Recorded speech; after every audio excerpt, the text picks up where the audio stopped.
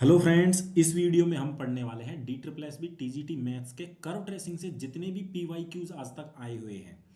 Previous year में जितने भी क्वेश्चंस आए हुए हैं, चाहे वो थ्योरेटिकल हो चाहे कैलकुलेटिव हो, सभी को हम देखने वाले हैं। लगभग यहाँ हमारे पास 30 के आसपास क्वेश्चंस रहने वाले हैं।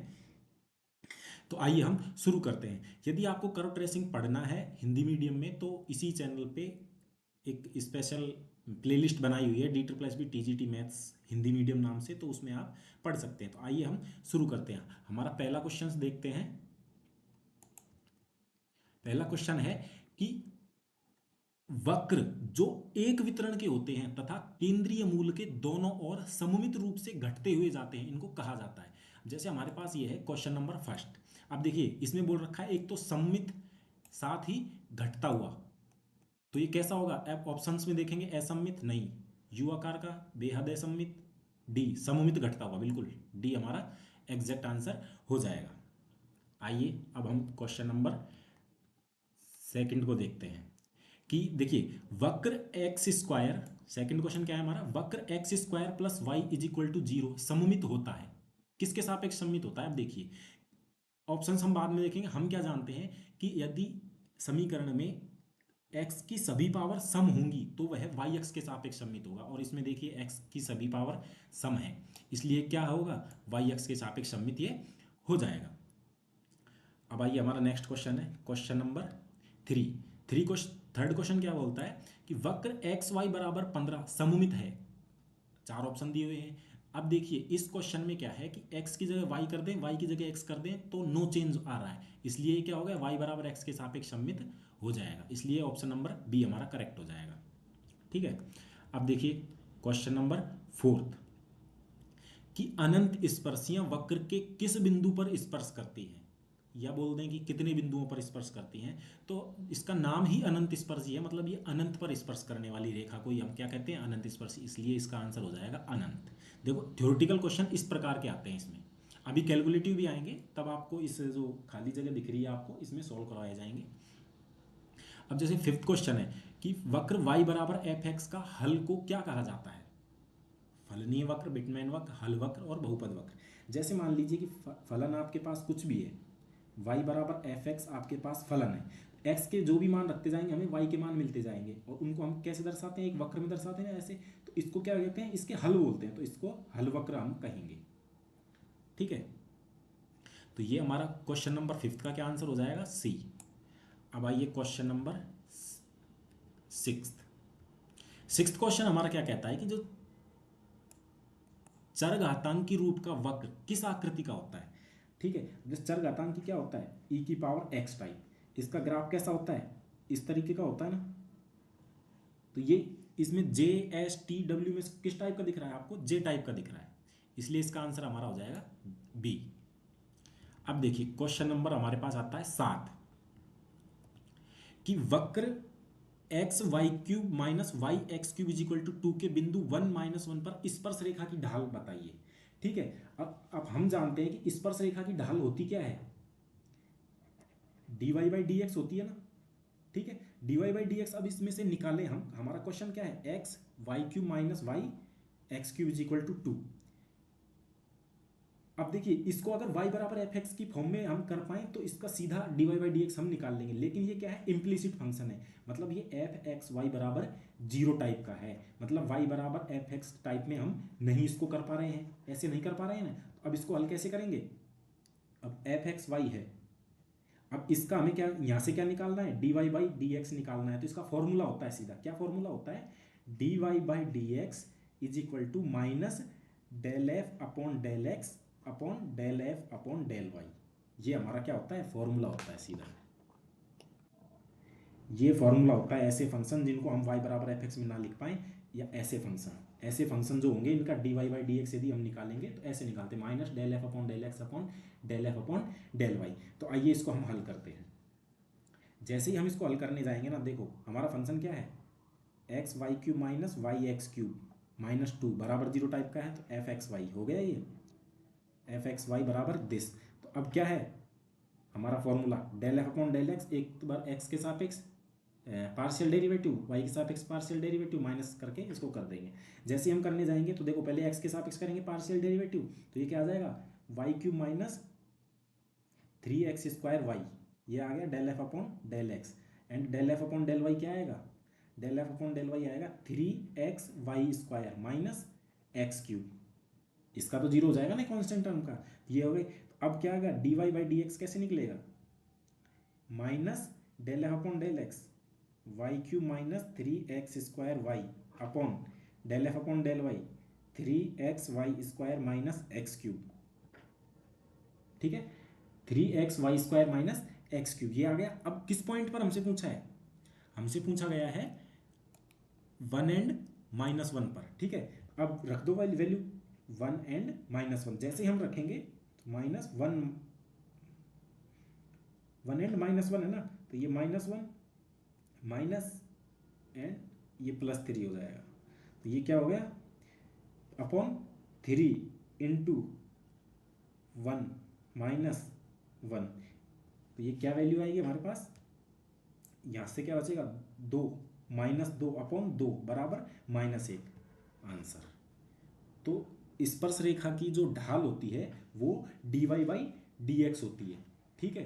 अब dy बाई डी एक्स हम y बराबर एफ एक्स फॉर्म में होता तो सीधा निकाल लेते, लेकिन ये इम्प्लीसिट फॉर्म बोलते हैं इसको, y बराबर एफ एक्स में ना रख पाए तो इसको इम्प्लीसिट फॉर्म बोलते हैं। इससे हम अगर dy बाई डी एक्स निकालना हो तो उसको फॉर्मूला क्या होता है, ये minus del f upon del x upon del f upon del y, जिससे हमारा आंसर क्या है -1। तो आंसर हमारा क्या हो जाएगा, डी हमारा आंसर हो जाएगा, ठीक है। अब आइए हम नेक्स्ट एग्जाम्पल पे चलते हैं, ओ सॉरी नेक्स्ट क्वेश्चन पे चलते हैं। हमारा नेक्स्ट क्वेश्चन है, देखिए 8th क्वेश्चन है कि 8th क्वेश्चन क्या है, y बराबर 4x अपॉन x² प्लस 1 के बिंदु 0 0 पर स्पर्श रेखा की प्रवणता, वही हमें क्या फाइंड करना है, dy बाई डी एक्स, हमें क्या फाइंड करना है, dy by D x he find करना है। और ये क्या है, y बराबर एफ एक्स टाइप का फॉर्म है, तो dy बाई डी एक्स कैसे फाइंड होगा, इसका अवकलन dy बाई डी एक्स, इसका अवकलन किसका 4x अपॉन x² प्लस 1 का अवकलन कैसे होगा, u अपॉन वी टाइप का है ये, तो क्या होगा v u का अवकलन माइनस u v का अवकलन अपॉन v², क्या आ गया dy बाई डी एक्स आ गया। किस पॉइंट पर हमसे पूछा है, 0 0 पर, 0 0 पर हमसे पूछा है। जैसे ही हम 0 0 इसमें रखेंगे तो हमारे पास क्या आएगा, देखो ये 0, ये 1 इंटू 4, 4 बचेगा, यहाँ 0 रखते ही ये पूरा 0, एंड नीचे क्या बचेगा, यहाँ 0 रखते ही 1, ये स्क्वायर है, ठीक है 1, तो ये हमारे पास क्या आ जाएगा 4 आंसर आ जाएगा, 8th का ए आंसर, ठीक है। चलिए अब हम करते हैं क्वेश्चन नंबर 9, बीजीय व्यंजकों के, क्वेश्चन नंबर हमारा 9, बीजीय व्यंजकों के वक्र बनाते समय किन बिंदुओं को शामिल किया जाता है, ठीक है, किन बिंदुओं को शामिल किया जाता है, उसमें हम क्या क्या चीजें देखते हैं, जब हम एक वक्र बनाते हैं तो उसमें क्या क्या चीजें हम देखते हैं, देखो सममिति, हाँ सममिति को तो हम देखते हैं, मूल बिंदु पर स्पर्श रेखा बिल्कुल इसको भी देखते हैं, लांबिकता इसको नहीं देखते हम, ठीक है। तो इसमें हमारा आंसर हो जाएगा दिस, ए एंड सी दोनों, सममित व मूल बिंदु पर स्पर्श रेखा हम दोनों को देखते हैं, ठीक है। हम ना ही लांबिकता नहीं देखते इसमें। तो इस तरह थ्योरेटिकल क्वेश्चन हमसे बन जाते हैं कि किसको शामिल करते हैं किसको नहीं करते। अब देखिए हमारा जो 10th क्वेश्चन है, अब ये देखो कैलकुलेटिव क्वेश्चन आ रहे हैं अब कि उस स्पर्श रेखा, अब हमारा कौन सा क्वेश्चन है 10th, उस स्पर्श रेखा का एक्स अक्ष की धनात्मक दिशा के साथ कोण क्या है जब प्रवणता क्या है -1, हमें प्रवणता दे दी, देखिए आप प्रवणता -1 है बिंदु P पर, ठीक है। प्रवणता दे दी और हमसे क्या पूछा गया है, एंगल पूछा गया है। प्रवणता क्या होती है dy बाई डी एक्स, ठीक है, dy बाई डी एक्स प्रवणता होती है, इसको क्या लिखते हैं टेन थीटा भी लिखते हैं, जो क्या दिया गया है -1 दिया गया है। अब देखिए, अब इससे हम थीटा टेन इनवर्स -1 तो टेन कई बार होता है, लेकिन अब ऑप्शन से हमें देखना पड़ेगा कि क्या होता है टेन। अब मान लीजिए कि हमने ऑप्शन लिया π/2, टेन π/2, अब क्या है थीटा कौन सा होगा, जो थीटा रखते ही हमारा -1 आ जाएगा वही हमारा आंसर हो जाएगा, ठीक है। तो थीटा को अगर हमने π/2 लिया तो टेन π/2 क्या होता है, टेन π/2 आई थिंक 1/0 इन्फिनिटी होता है, which is not equal to -1। ठीक है, तो ये π/2 नहीं होगा। अब देखिए tan कौन सा ले लो, π/4 ले लो। π/4 क्या होता है, 1 होता है। तो जो भी -1 के बराबर नहीं है, तो ऑप्शन हमारा देखो बी गलत हो गया। ऑप्शन हमारा क्या, बी भी गलत हो गया एंड डी भी गलत हो गया। अब हम ऑप्शन ले लीजिए, मान लीजिए कि tan 3π/4 ले लो, 3π/4। अब जैसे ही हम 3π/4 लेंगे तो इसको क्या लिख सकते हैं, tan π-π/4 लिख सकते हैं। हाँ बिल्कुल लिख सकते हैं। जैसे ही हम इसको लिखेंगे π-π/4, अब देखिए ये कौन से चतुर्थांश में पहुंच गया, सेकंड में। ठीक है, जैसे ही सेकंड में पहुंचा tan π-π/4 तो क्या होगा, tan π/4। लेकिन tan सेकंड चतुर्थांश में क्या होता है, नेगेटिव, तो ये नेगेटिव आ जाएगा। जैसे ही यहाँ नेगेटिव आएगा तो ये क्या आएगा, -1। अब -1 आ गया, इसलिए हमारा आंसर क्या हो जाएगा, 3π/4। इसलिए हमारा आंसर 3π/4 हो गया। ठीक है, इस तरीके से देखो थोड़ी कैलकुलेशन करनी पड़ेगी, ये आपको समझाने के लिए थोड़ा टाइम लग रहा है, बाकी आपको ये इतना अच्छे तरीके से आना चाहिए, क्योंकि कर्व ट्रेसिंग एक ऐसा टॉपिक है कि इसमें आप जितने भी आपके पास विद्याएं हैं सब लगा दीजिए। आप किसी का डोमेन जानते हैं वो लगा दीजिए, और मतलब जिस तरीके से भी आप फाइंड कर सकते हैं, इसमें कई तरीके आप लगा सकते हैं। अब आ जाइए, हमारे पास क्वेश्चन आ रहा है 11th कि वक्र y बराबर 1/1 - x किस प्रकार का वक्र है, परवलय है, अतिपरवलय है, सरल रेखाओं का युग्म है या दीर्घवृत्त है। अब देखिए जो हमारा क्वेश्चन है कि y बराबर 1/1 - x, अगर इसको देखा जाए तो ये y बराबर 1/x टाइप का फंक्शन हमें लग रहा है, और इसका ग्राफ कैसा होता है, ऐसा ऐसा होता है। तो ये क्या हो गया, एक अतिपरवलय टाइप का हो गया। अगर आपको देखा जाए 1/1 - x है, 1/y=1/x टाइप का ये फंक्शन हो रहा है, ऐसा फंक्शन हो रहा है, तो ये क्या है, अतिपरवलय। तो हमारा आंसर कौन सा ठीक हो जाएगा, सी आंसर ठीक हो जाएगा। अब आइए क्वेश्चन नंबर 12।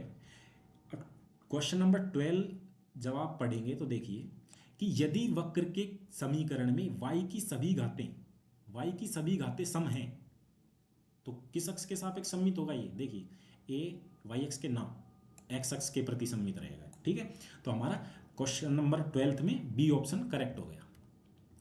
अब है क्वेश्चन नंबर 13, वक्रीय बेलन किस प्रकार का पृष्ठ है। अब जो वक्रीय बेलन है, मान लीजिए कोई बेलन है, वक्रीय बेलन वक्र टाइप का है, वक्रीय बेलन है, तो इसका जो वक्र का जो हम समीकरण यदि देते हैं तो वो किस प्रकार का, एक बीजगणितीय टाइप का होता है, एल्जेब्रिक टाइप का। हम इसको क्या देंगे, इसके पृष्ठ को समीकरण देंगे, तो ये क्या होता है, एक बीजगणितीय पृष्ठ होता है। अब देखिए क्वेश्चन नंबर हमारा आता है 14 कि वक्र का द्विअवकलज वक्र के किस बिंदु पर वक्र की क्या बताता है। ठीक है, अब जो हमारा क्या है,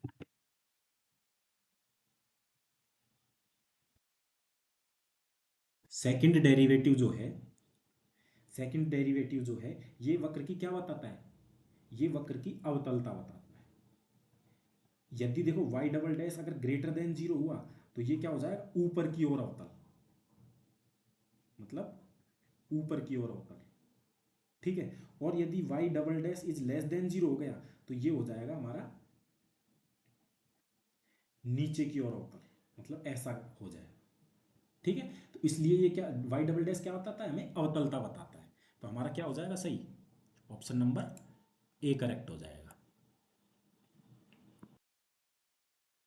अब देखिए आगे हमारा क्वेश्चन आता है क्वेश्चन नंबर 15। 15 क्वेश्चन क्या है कि जो वक्र y बराबर x-1 x-2 का ग्राफ ह्रासमान होगा, ह्रासमान मतलब डिक्रीजिंग होगा, कब होगा, चार ऑप्शन है। तो आप देखिए इसमें लगाइए कि देखो जो हमारा वक्र होता है, कोई भी वक्र मान लीजिए कि y बराबर एफ एक्स, जो भी वक्र है, ये ह्रासमान कब होता है, जब dy/dx लेस देन 0। ठीक है, ये हो तो ह्रासमान होता है, और dy/dx यदि ग्रेटर देन 0 हो तो ये इंक्रीजिंग होता है, मतलब वर्धमान होता है। तो हमें y बराबर दिया गया है, तो पहले इसका हम डेरिवेटिव निकालेंगे, फिर इसको देख लेंगे, इसको क्या, अब वो ह्रासमान पूछा गया है, ह्रासमान को पूछा गया है तो लेस देन 0 हम रख देंगे। अब देखिए y बराबर क्या है, y बराबर x-1 एंड x-2 हमें दिया गया है और हमसे बोला गया है कि ये ह्रासमान है, मतलब dy by D x is less than zero है, ये दिया गया है। तो हम इसका dy बाई डी एक्स जैसे ही निकालेंगे तो क्या होगा, आएगा u गुणा v से कर दें, प्रथम फलन दूसरे का अवकलन तो इसका 1 प्लस द्वितीय फलन और प्रथम का अवकलन तो इसका 1 इज लेस देन जीरो। मतलब ये क्या हो गया, 2x-3 is less than zero. जैसे 2x-3 is less than zero हुआ, अब यहाँ से x निकाल लेंगे, उस वही वैल्यू हमें मिल जाएगी। तो 2x इज लेस देन 3, तो x इज लेस देन 3/2, ये हमारा आंसर हो गया। तो x इज लेस देन 3/2 ये हमारा आंसर हो जाएगा। कौन सा नंबर क्वेश्चन है ये, 15। ठीक है, अब आइए हम करते हैं 16th क्वेश्चन। 16th क्वेश्चन हमारा क्या कह रहा है कि 16th क्वेश्चन, ठीक है, कि एक वक्र y बराबर 3x² माइनस 2x³ का ग्राफ नीचे की ओर अवतल होगा यदि, चार ऑप्शन है। अब देखिए हमें पहले तो ये देखेंगे कि समीकरण कौन सा दिया हुआ है, ठीक है, ग्राफ कौन सा दिया हुआ है, मतलब वक्र का जो समीकरण है। ठीक है, हमें दिया गया है y is equal to 3x² minus 2x³। अब यदि नीचे की ओर अवतल होगा, नीचे की ओर अवतल का मतलब होता है इसका डबल डेरिवेटिव करें तो वो लेस देन जीरो है। ठीक है, वही हम यहाँ कर देंगे। तो y है तो y डैश क्या होगा, 6x minus 6x²। y double dash क्या हो जाएगा, 6 माइनस 12x। अब ये क्या दे रखा है, नीचे की ओर अवतल कब होगा, नीचे की ओर अवतल होगा मतलब लेस देन जीरो होगा। जैसे ही लेस देन जीरो आएगा तो ये क्या हो जाएगा, 12x is greater than 6, x is greater than 6/12, मतलब x इज ग्रेटर देन 1/2। ठीक है, तो ये हमारा आंसर हो जाएगा, क्योंकि देखिए नीचे की ओर अवतल का मतलब ही है कि y double dash less than zero होना चाहिए। ठीक है, तो हमारा आंसर कौन सा हो जाएगा, 16th में सी आंसर हमारा हो जाएगा। अब आइए हम करते हैं क्वेश्चन नंबर 17। 17 नंबर क्वेश्चन हमारा है। ठीक है, अब देखिए y बराबर mod of x+3 and multiplied with x+1 वर्धमान है। यदि अब वर्धमान है तो वर्धमान का क्या मतलब होता है, y dash greater than zero. ठीक है, y डैश निकालना है और ग्रेटर देन जीरो ये होना चाहिए। लेकिन देखिए यहाँ पे हमारा जो फंक्शन है वो मोड में है, हमारा जो फंक्शन है यहाँ मोड में है। अगर इसको हम खोलना चाहेंगे, क्योंकि यहाँ पे देखो पॉइंट्स भी हमें क्या दे रखे हैं, पॉइंट्स भी हमें यहाँ पे -3, सॉरी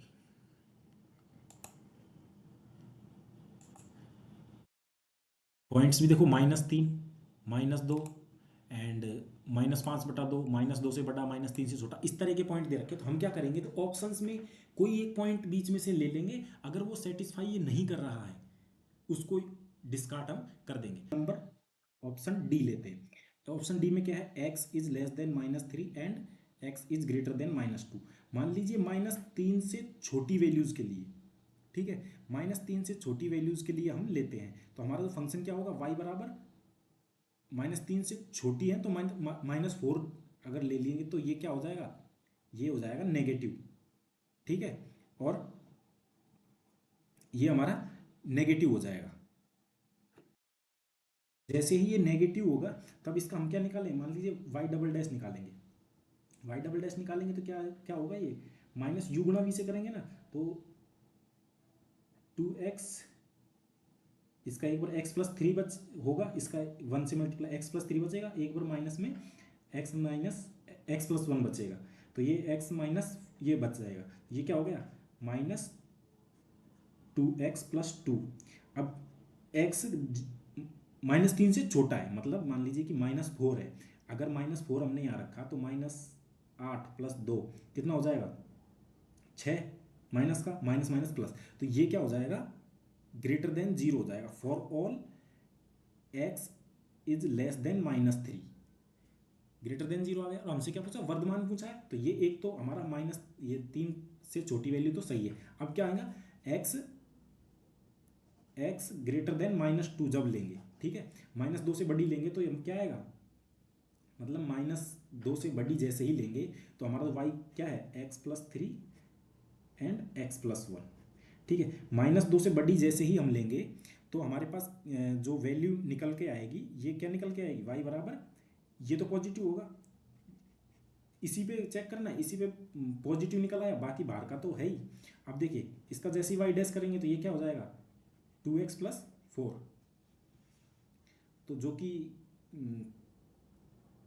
-2 से बड़ी वैल्यू, -2 से बड़ी मतलब -1 भी -2 से बड़ा है, 0 भी बड़ा है, और भी चीज़ें बड़ी हैं। -2 से बड़ी मतलब -1.5 भी लेंगे तो भी ये पॉजिटिव ही रहेगा, for all x is greater than -2। ठीक है, तो अब हमारा y डैश है वह क्या है, ग्रेटर देन 0 है, for all x is less than -3 and x is greater than -2, इसलिए हमारा ऑप्शन नंबर डी करेक्ट हो जाएगा। ये थोड़ा लेंदी पड़ेगा हमको, लेकिन ऑप्शन से ऐसे ही करने पड़ते हैं, और कई क्वेश्चन ऐसे होते हैं जो लेंदी होते हैं, उनको सीधा छोड़ना भी पड़ता है हमें, तो ये इस तरह देख के हमें ये भी पता होना चाहिए कौन सा क्वेश्चन करना है और कौन सा हमें छोड़ना है। इस तरह हमारा क्वेश्चन नंबर जो 17 है उसका आंसर क्या हो गया, कहाँ गया, डी। ठीक है, अब आइए क्वेश्चन नंबर 18। क्वेश्चन नंबर 18 है हमारा कि एफ एक्स बराबर x/(x²-9) की कुल अनंत स्पर्शियां हैं। अब देखिए अनंत स्पर्शियों का एक सीधा सा फंडा होता है कि जितनी घात का जो समीकरण होता है उससे ज्यादा अनंत स्पर्शियां नहीं हो सकती, उससे कम या उतनी ही अनंत स्पर्शियां हो सकती हैं। तो हमारा फंक्शन क्या है, एफ एक्स या वाई मान लीजिए इसको, वाई बराबर x/(x²-9), ये हमारा फंक्शन है। तो देखिए इसकी अनंत स्पर्शियां हमें बतानी है, तो इसको खोल दीजिए पहले तो, x² - 9 y बराबर x, ये कैसे खुलेगा, x² - 9y - x बराबर 0। इसकी मैक्सिमम घात कितनी है, कितनी घात का समीकरण बन रहा है, ये 3 घात का, तो अधिकतम कितनी वो हो सकती हैं अनंत स्पर्शियां, अधिकतम 3 अनंत स्पर्शियां हो सकती हैं। ठीक है, अधिकतम 3 अनंत स्पर्शियां हो सकती हैं। अब देखो इस समीकरण से आपको क्या देखने को मिल रहा है, y = दिस। इससे देखो अगर हम x को क्या कर दें, 3 कर दें, 3 कर दें या -3 कर दें, तो दोनों ही स्थितियों में ये अनंत पर जा रहा है, इसलिए x बराबर 3 और x बराबर 3 और -3, दो अनंत स्पर्शियां तो ये हो गई कि x की वैल्यू कुछ भी हम रखें ये अनंत पर जा रहा है, तो x बराबर 3 और x बराबर -3 रखने पर ये अनंत पर जा रहा है, इसलिए दो अनंत स्पर्शियां तो ये हो गई। अब देखिए कि अब ये क्या है कि ये देखो साथ ही हम क्या देखते हैं कि अक्षों के सापेक्ष, अक्षों के समांतर अनंत स्पर्शी, तो इसको देखो जब इस समीकरण में हम देखेंगे तो x अक्ष के समांतर हम देख लेते हैं, तो x की महत्तम घात का जो गुणांक है उसको 0 के बराबर रखो, x की महत्तम घात क्या है 2, उसका गुणांक क्या है y, तो y बराबर हम क्या रख देंगे 0, तो ये क्या आ गई, एक अनंत स्पर्शी हमारी एक ये आ गई। और हम जानते हैं कि ये 3 घात का है तो मैक्सिमम 3 ही अनंत स्पर्शियां इसकी हो सकती हैं, तो 2 ये हो गई और एक ये हो गई। अब देखो इस तरीके से मैंने आपको ये निकाली है, लेकिन इस तरह से आप अगर नहीं निकालना चाहें तो आप कैसे करेंगे, देखिए ये वही समीकरण है। अब क्या करेंगे, y की महत्तम घात के गुणांक को 0 के बराबर रखेंगे, तो इससे देखो y की महत्तम घात का गुणांक निकालेंगे, क्या आएगा x² - 9 y माइनस एक्स बराबर 0 निकलेगा, तो y का गुणांक, y की महत्तम घात क्या है 1, इसका गुणांक क्या है x² - 9, इसको 0 के बराबर जैसे रखेंगे तो x बराबर 3 एंड -3 यहाँ से निकल के आएंगे। ऐसे निकाल लीजिए डायरेक्ट, या आप इस विधि के द्वारा निकाल लीजिए, तो दोनों ही स्थितियों में ये हमारा निकलेगा। तो 3 अनंत स्पर्शियाँ ये आ गई, तो ऑप्शन नंबर हमारा कौन सा ठीक रहेगा, ऑप्शन नंबर ए। ठीक है, आइए अब हम चलते हैं क्वेश्चन नंबर 19 कि क्वेश्चन नंबर 19 है कि वक्र ध्रुव के सापेक्ष सममित कहलाता है यदि, अब ये क्या है, पोलर कर्व का जो मैंने पढ़ाया था आपको कि पोलर कर्व का ट्रेसिंग जब हम करते हैं तो सममिति चेक करते हैं, तो उसमें कैसे सममिति का पता चलता है। ठीक है, तो अब देखिए पोलर कर्व में क्या होता है कि यदि हम थीटा बराबर -थीटा रखें और नो चेंज, तो प्रारंभिक रेखा के सापेक्ष सममित होता है, प्रारंभिक रेखा के सापेक्ष सममित। ठीक है, और थीटा बराबर पाई - थीटा रखें और नो चेंज, समीकरण मतलब ज्यों का त्यों रहे, तो थीटा बराबर π/2 के सापेक्ष सममित। ठीक है, और r बराबर -r रखें और नो चेंज, तो ध्रुव के सापेक्ष सममित। ठीक है, तो ये किसके लिए सममिति का चेक करने के फॉर्मूले हो गए, ये हमारे ध्रुवीय करों के लिए, और ये ध्रुव के करों के लिए बता रहा है, तो ये इसमें हमारा ऑप्शन क्या हो जाएगा, सी करेक्ट हो जाएगा। r बराबर -r बदलने पर वक्र ना बदले, तो ये क्या हो जाएगा, ध्रुव के सापेक्ष सममित हो जाएगा। ठीक है, अब हम देखते हैं हमारा नेक्स्ट। अब देखिए 20वां क्वेश्चन जो है हमारा, कि निम्न में से किसे ग्राफ बनाते समय सम्मिलित नहीं किया जाता है। ठीक है, अब देखो लांबिकता, क्षेत्र, स्पर्शरेखा, सममिति, जो आप वीडियो देखोगे, फर्स्ट वीडियो ही है प्लेलिस्ट में, उसमें साफ साफ लिखा हुआ है कौन कौन सी चीजें, हम 5-6 चीजें मैंने लिखवाई हुई हैं, उसमें ये चीजें हम देखते हैं। इसमें देखो क्षेत्र रीजन देखा जाता है, सममिति देखी जाती है, स्पर्श रेखा बिल्कुल देखी जाती है, मूल बिंदु पर स्पर्श रेखा देखी जाती है, अवकलज की प्रकृति देखी जाती है, डबल द्वि अवकलज की प्रकृति वो भी देखी जाती है। तो ऐसे हम सभी चीज़ों को, और भी एग्जाम्पल होते तो हम डिसाइड कर सकते थे। इसलिए अब इसमें क्या हो गया, हमारा जो कौन सा ठीक हो जाएगा, ए आंसर इसमें हो जाएगा। ठीक है, तो इसमें हमारा आंसर हो जाएगा ए। ये हम नहीं देखते हैं, बाकी सबको देखते हैं। क्वेश्चन नंबर 21, क्वेश्चन नंबर 21 है कि एक द्विघात समीकरण A X square plus B X plus C बराबर 0 का ग्राफ परवलय है। ठीक है, परवलय है, परवलय कैसा होता है, ऐसा या ऐसा। ठीक है, परवलय है, कब यह ऊपर की ओर व कब नीचे की ओर वक्र होगा। ठीक है, यह कब ऊपर की ओर कब नीचे की ओर होगा। तो इसमें देखें A X square plus B X plus C में क्या होता है, यदि ए पॉजिटिव है ना, यदि ए पॉजिटिव है तो ऊपर की ओर, ए नेगेटिव है तो नीचे की ओर। ठीक है, तो इसमें हमारा कौन सा आंसर हो जाएगा, डी आंसर हो जाएगा। कि जब हमारा क्या होता है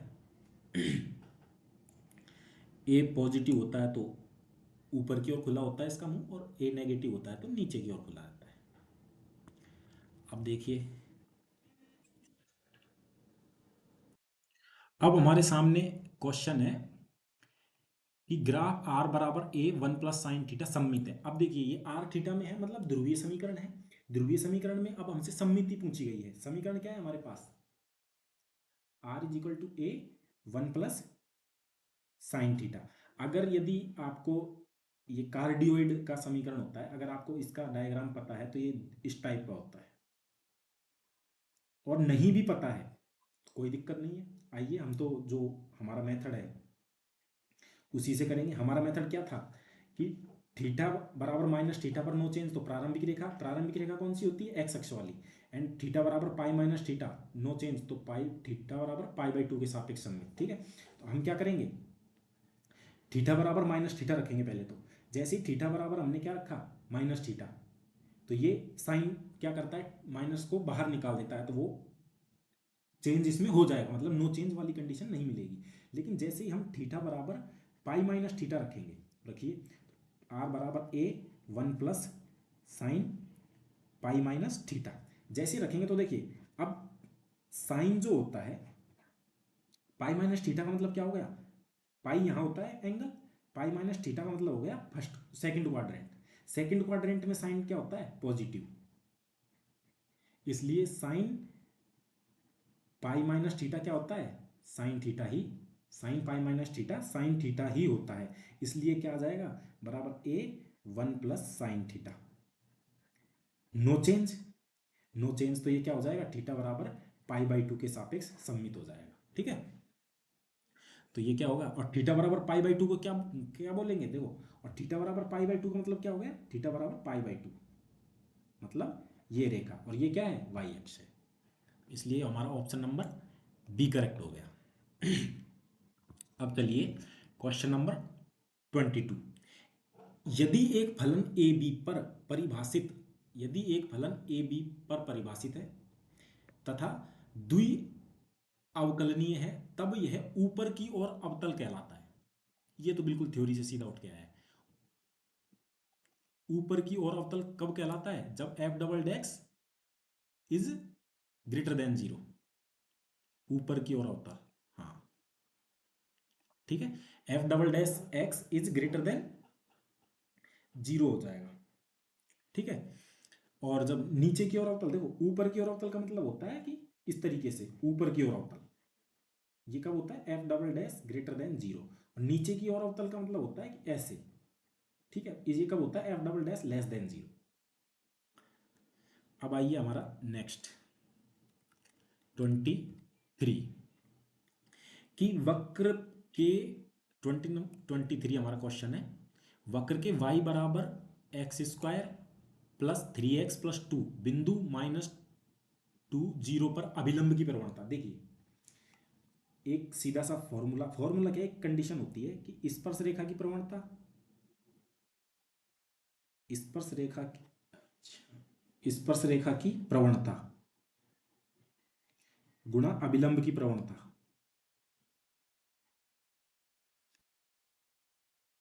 विलंब की प्रवणता बराबर -1 होता है। अगर स्पर्श रेखा की प्रवणता dy बाई डी एक्स, क्योंकि ये तो हम जानते हैं dy बाई डी एक्स होती है स्पर्श रेखा की प्रवणता, तो अभिलंब की प्रवणता क्या होती है? Minus d x upon d y, तभी तो जाकर ये -1 बनता है। इसलिए अभिलंब की प्रवणता क्या होती है? D x minus d y, आगे लगा देते हैं माइनस। अब देखिए इस क्वेश्चन को हम कैसे करेंगे, हम d Y by D x निकाल लेंगे, बाकी फिर उससे हो जाएगा। देखिए तो हमारे पास क्वेश्चन क्या है, y बराबर x square plus 3x plus 2 कि बिंदु अभिलंब की प्रवणता निकालती, पहले ये D Y by D X निकालो। D Y by D X क्या आ जाएगा? 2x प्लस 3, ठीक है, D Y by D X 2x plus 3 आ गया। अभी किस पॉइंट पर बोल रहा है? -2 एंड जीरो पर, -2 0। जैसे ही -2 0 लगाएंगे तो क्या आएगा? 2 दूनी 4 minus plus 3 is equal to -1। स्पर्श रेखा की प्रवणता आ गई -1, ठीक है। अब देखो इस फॉर्मूले में रख दो हमारे, स्पर्श रेखा की प्रवणता इंटू अभिलंब की प्रवणता बराबर -1।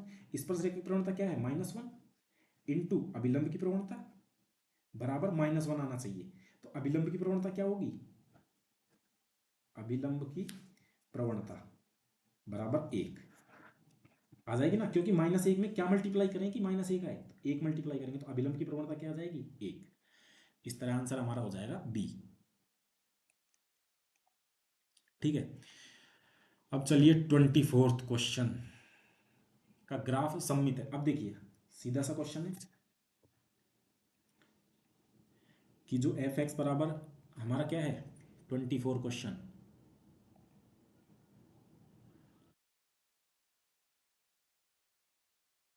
थ्री एक्स माइनस वन का स्क्वायर प्लस 3 ग्राफ किसके सापेक्ष सममित है? अब देखिए इसको एक्स मान ले, एक्स की पावर स्क्वायर, वाई बराबर मतलब एफ एक्स बराबर इस टाइप का है, तो वाई की पावर तो सम है नहीं, तो एक्स के सापेक्ष सममित नहीं है, एक्स की पावर भी पूरी सम नहीं है, ठीक है। तो ये एक्स के साथ एक्स अक्ष के सापेक्ष भी, वाई एक्स के सापेक्ष सममित नहीं है, ना तो एक्स अक्ष के सापेक्ष सममित, ना वाई एक्स के सापेक्ष सममित। अब देखिए किसकी पावर सम है? एक्स माइनस वन की पावर सम है यहाँ, तो ये एक्स बराबर 1 के सापेक्ष क्या हो जाएगा? सममित हो जाएगा, क्योंकि जानते हैं हम कि किसी भी फलन में जब हम x में से 1 जोड़ते हैं, मैंने आपको देखो जो कर्व ट्रेसिंग करवाई है उसमें मैंने करवाया आपको वक्र का रूपांतरण, वहां पे मैंने करवाया यदि एफ एक्स है और हम एफ एक्स माइनस ए करते हैं तो हमारा जो ग्राफ है वो ए यूनिट राइट में खिसक जाता है, ठीक है। अगर ये एक्स ही होता, वाई बराबर 3x² प्लस 3 होता, तो हम क्या करते? एक्स स्क्वायर है ना, एक्स की पावर सम, तो ये वाई एक्स के सापेक्ष सममित हो जाता ऐसे। हाँ हालांकि +3 है तो ये ऊपर ऐसे जाता, ठीक है, तो ये ऐसे जाता, लेकिन एक्स में क्या एक माइनस कर दिया तो ये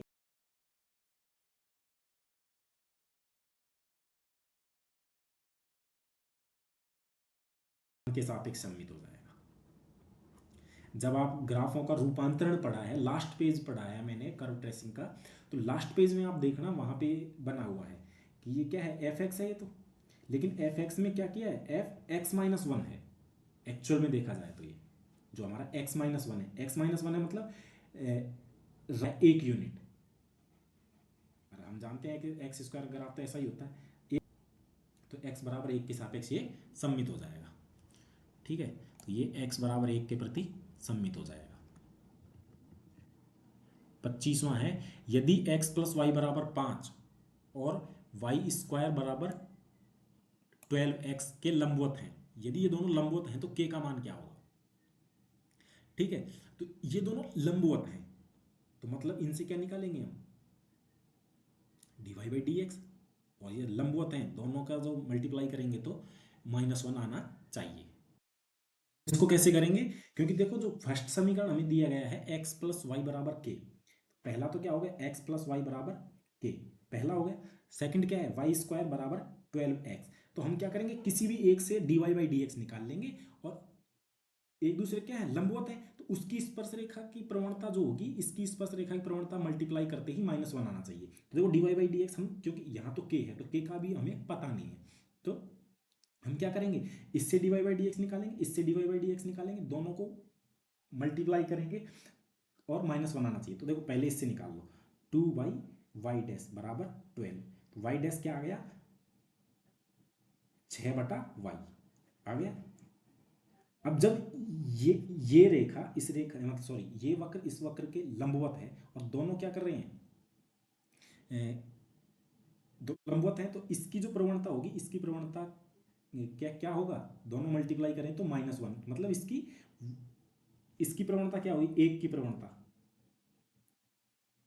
बराबर, इसको मान लो कि y ये 2 है ना, इसको वाई डैश 2 मान लो, इसको वाई डैश 1 मान लो, इसकी प्रवणता क्या होगी, -y/6। ठीक है, क्योंकि अब दोनों को मल्टीप्लाई करेंगे ना तो -1 तभी आएगा, और दोनों एक दूसरे लंबवत हैं, तो इसलिए इसकी प्रवणता ये लेनी पड़ी हमें।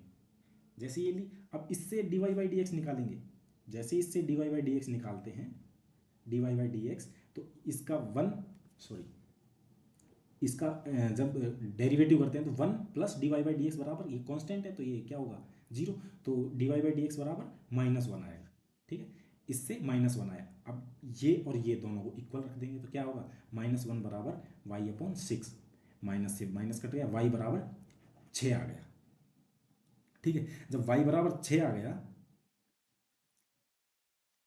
तो y बराबर 6, y बराबर 6 आ गया, तो अब y की वैल्यू क्या करेंगे, हम समीकरण में 2 में रख देंगे, इसमें रखेंगे, तो 6×6 = 36 बराबर 12x, 12×3 = 36, तो x बराबर क्या आ गया, 3, और y बराबर क्या आ गया, 6। अब रख दो यहाँ, x बराबर 3 प्लस y बराबर 6 बराबर k बराबर क्या आ गया, 9 आंसर। तो हमारा बी आंसर इस तरीके से हो जाएगा। देखो जो जो क्वेश्चंस हैं वो कैलकुलेटिव हैं, वो हो सकता है थोड़ी सी कैलकुलेशन करके हो जाए, हो सकता है आपसे ज़्यादा कैलकुलेशन करवा लें। ठीक है, बट कैलकुलेशन होगी तो वो इजी वाली कैलकुलेशन होगी जो आप फटाफट फटाफट कर लोगे, ऐसा नहीं है कि बहुत ही ज़्यादा कॉम्प्लिकेटेड हो जाए, ऐसा नहीं होगा। अब हमारा आता है क्वेश्चन नंबर 26। क्वेश्चन नंबर 26 है कि समीकरण r बराबर sin4θ का ग्राफ होगा। 8 पत्तों वाला, 10 पत्तों वाला, 5 पत्तों वाला, 4 पत्तों वाला गुलाब की, ये इसका क्या होता है, आकृति जो गुलाब के पंखुड़ी जैसी होती है, जैसे मान लीजिए कि ऐसे ऐसे, तो ये अगर 3 है ना तो इसमें 3 पंखुड़ियाँ होती हैं ऐसी ऐसी। sin3θ लग रहा है तो 3, 4θ लग रहा है तो 4, हो सकता है जैसे ऐसे हो सकता है, r बराबर 3 sin4θ। ठीक है, तो इसमें 4 पंखुड़ियाँ होंगी, हो सकता है sin7θ तो उसमें 7 पंखुड़ियाँ हो जाएंगी। तो इसी तरह जो क्वेश्चन नंबर 26 आया था पिछली साल 2021 में, तो इसमें क्या होगा, यहाँ देखो 4 है ना, तो यहाँ पे आंसर हमारा ये हो जाएगा 4। वैसे ही 27वां क्वेश्चन है, अगर इसमें 3 है तो इसमें 3 पंखुड़ियाँ वाला ये साइन हो जाएगा। अब देखिए हमारे पास थोड़ा सा आपको कट होगा इसमें, लेकिन मैं कैसे बताऊँ आपको, देखिए जो आप देख पा रहे होंगे इसमें क्वेश्चन नंबर हमारा 28 है। कार्डियोइड डिस्क का क्षेत्रफल होगा। जो कार्डियोइड का क्षेत्रफल होता है वो ये होता है 3a² पाई बाई 2। ठीक है। अब ये कैसे होता है, ये होता है हमारा जो क्षेत्रफल निकालते हैं, क्षेत्रफल का फॉर्मूला होता है, तो उस हिसाब से हम निकाल पाते हैं। Under root r, oh sorry, integration r² d theta alpha to beta, मतलब एल्फा टू बीटा या θ1 टू θ2, इस टाइप से इसको करके ये इसकी वैल्यू रख के फिर निकालते हैं। तो इंटीग्रेशन में जब निकालते हैं तो उससे हो जाता है इजीली। और इसको हम पता है, इस क्वेश्चन को हम करेंगे जो हम नेक्स्ट क्लास हमारी आएगी आयतन और पृष्ठीय क्षेत्रफल वाले में, आपको डिटेल से ये बताया जाएगा, क्योंकि वहाँ भी इस क्वेश्चन को मैंने ऐड किया हुआ है। और जो एक क्वेश्चन था कि formula of arc length, arc length कैसे फाइंड की जाती है, उसका फॉर्मूला क्या था, तो उसका फॉर्मूला ये था कि a to b under root 1 plus f(x) का डैश स्क्वायर, या इसको ऐसे बोलते हैं कि a to b under root 1 plus y dash का स्क्वायर dx। ठीक है, इस तरह से ये हमारा आंसर होता है। और इस तरीके से लगभग हमने 30 क्वेश्चन पूरे कर लिए। 29 ये, और एक क्वेश्चन हमारा ये था r बराबर a 1 प्लस साइन थीटा सममित किसके सापेक्ष, ये हमारा आया था वाई एक्स के सापेक्ष, मतलब थीटा बराबर पाई बाई 2 के सापेक्ष, तो उसको क्या बोलते हैं वाई एक्स। इस तरह हमारे जो कर्व ट्रेसिंग है, इस तरह हमारे इन दोनों के क्वेश्चन क्या हो गए। 28 का हो गया 3a² बाई 2, एंड 29 का क्वेश्चन हो गया। और ये क्या, ये जो 29th क्वेश्चन है इसको तो मैंने थ्योरी में ही लिखवा रखा है काफ़ी अच्छी तरीके से, तो डायरेक्ट फॉर्मूला टाइप का फॉर्मूला है ये तो। ठीक है, तो इस तरीके से ये हो गए हैं। और आपके कर्व ट्रेसिंग के सभी आज तक जितने भी क्वेश्चन आए, हो सकता है 2-4 क्वेश्चन रह गए हों क्योंकि कलेक्शन करने में मिस हो जाते हैं, और कई ऐसे क्वेश्चन हैं जिनका कोई औचित्य ही नहीं था तो उन्हें छोड़ भी दिया गया है। तो ठीक है, अभी आपके 30 क्वेश्चन ये हो चुके हैं। हो सकता है आगे आने वाले टॉपिक्स के और मैं क्वेश्चंस करवाऊँ आपको इसी टाइप से। तो आप देखिए, इसको अच्छा लगे तो लाइक शेयर एंड कमेंट ज़रूर करिएगा। क्वेश्चंस कैसे लगे आपको, और क्लासेस चाहिए तो बताइएगा, मैं कोशिश करूँगा और क्लास जल्दी जल्दी लाने की। ठीक है, थैंक यू, बने रहिए मेरे साथ, पढ़ते रहिए।